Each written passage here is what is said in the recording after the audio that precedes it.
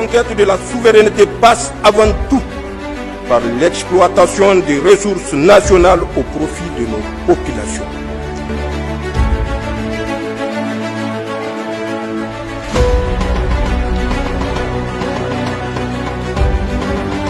Dans la région de Zander, la traque contre l'insécurité se poursuit avec détermination. Le service interrégional de la police judiciaire vient de porter un coup dur à la criminalité en mettant hors d'état de nuire 2 réseaux de malfaiteurs particulièrement actifs tout en procédant à l'arrestation d'un individu impliqué dans une affaire de meurtre.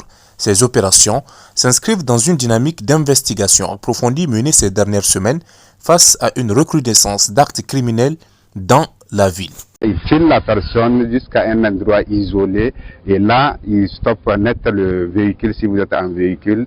Ils vous braquent leurs armes, ils prennent tout ce qu'il y a de valeur, surtout la somme qu'ils ont pu cibler depuis la banque. Ils prennent ça et tout bien de valeur. Maintenant, dans leur mode échappatoire, donc ils tirer des coups de feu pour pouvoir empêcher toute assistance de bonne volonté. Elle est composée des individus de nationalité étrangère, premièrement. Deuxièmement, ce sont des professionnels du crime. Au cours de la perquisition, nous avons pu immobiliser 2 motos de marque Cassia et de marque Royal, une arme à feu avec 4 munitions, et 4 passeports de leur nationalité, de leur pays d'origine. Donc cette bande est composée de 2 personnes, dont une personne a été interpellée et une autre un receleur qui est activement recherché.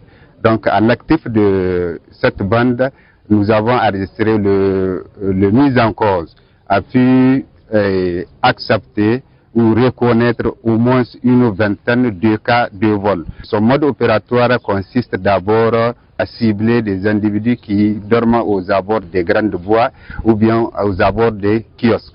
Et donc il ciblait ces personnes-là et pour les soutirer les téléphones. Si ce mode n'a pas pu aboutir ou fournir des résultats maintenant, il passait encore dans des habitations là où il escaladait des fois ou bien il passait par effraction. Cela nous rassure. Et c'est pour cette raison que nous n'avons jamais hésité à chaque fois que vous avez en tout cas de bonnes prises pour qu'on vienne vous féliciter.